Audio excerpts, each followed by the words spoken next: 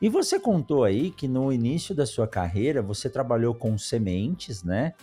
Quando a gente fala que trabalha com sementes, a maioria das pessoas pensam na parte de produção de sementes.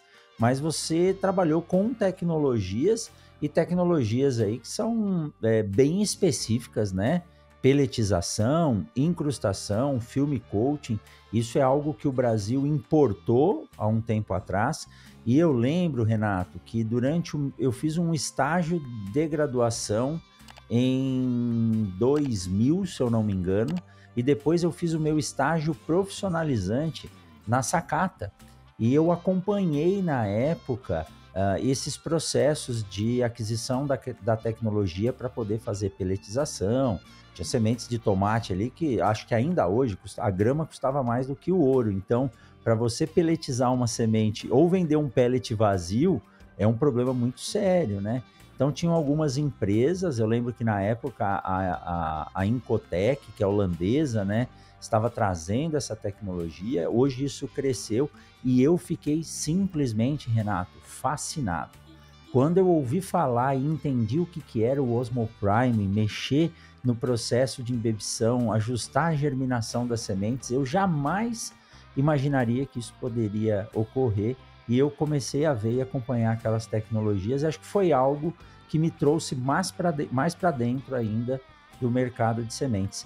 Como que você começou? Foi por oportunidade de trabalho ou você conheceu isso e foi atrás para se inserir nesse setor, Renato? Foi uma oportunidade de trabalho. Eu estava recém-formado na época no Colégio Agrícola, né? E aí estava em busca de uma oportunidade no mercado. E eu moro aqui sempre morei na região aqui de Campinas, perto de São Paulo, aqui no estado de São Paulo. E aí, por uma oportunidade de trabalho que apareceu, eu me inscrevi e era para trabalhar com sementes. Logo depois que eu fui participando aí do processo, né? E acabei sendo contratado pela empresa. E aí, nesse início, né, recém-formado ali, comecei a trabalhar e tive uma experiência, né, que eu fui fazer um treinamento. Foi uma experiência que eu tive no exterior, foi a primeira vez que eu tive a oportunidade de ir para o exterior. Então, fiquei um tempo fora, fazendo um treinamento na empresa. E aí, depois voltei para cá.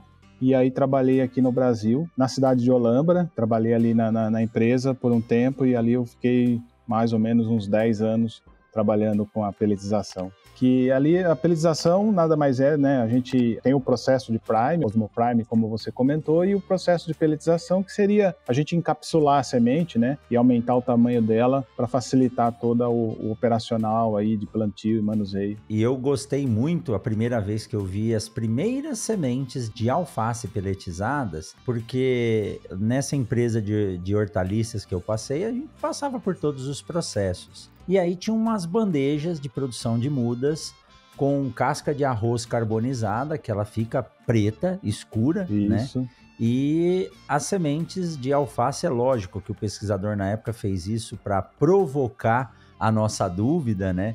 Ele deu sementes de alface que eram de cor escura para a gente plantar nas bandejas de 128 células, e ele disse que não poderiam cair 2 sementes por célula. Mas, meu amigo, depois que você põe a primeira semente preta numa casca de arroz preta, você não consegue mais saber o que está acontecendo, né? Aí ele trouxe sementes pelletizadas, preparadas, e a cor era verde-limão. Aí era uma maravilha, né? Aí era como colocar um pingo no i apenas e com uma boa visualização, né, Renato? Aí facilita bastante a vida.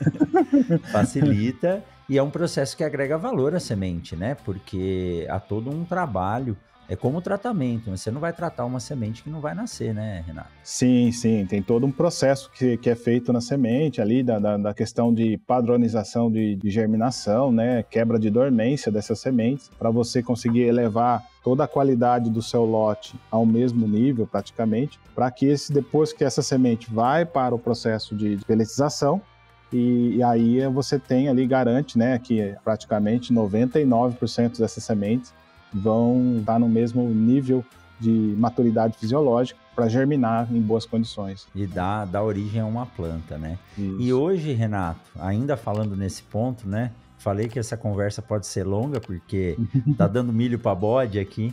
E hoje eu fico maravilhado como o mercado de plantas forrageiras, das braquiárias, dos pânicos, adotou essa tecnologia, que era antes algo que as sementes eram plantadas com uma mistura, um VC bem baixo, e hoje a gente tem essa mesma tecnologia das hortaliças sendo utilizada nas plantas de cobertura e nas plantas forrageiras, né? Plantando a semente individualizada, e fez uma diferença muito grande na qualidade. É difusão de conhecimento, né? Sim, é uma tecnologia que agregou muito, porque facilita muito a operação do plantio, né? E acaba que nas forrageiras também você consegue uma operação melhor, né? Bem mais eficiente. O legal nas forrageiras é que permitiu a gente semear a braquiária com semeadoras de precisão, como se estivesse plantando milho, soja ou algodão, né?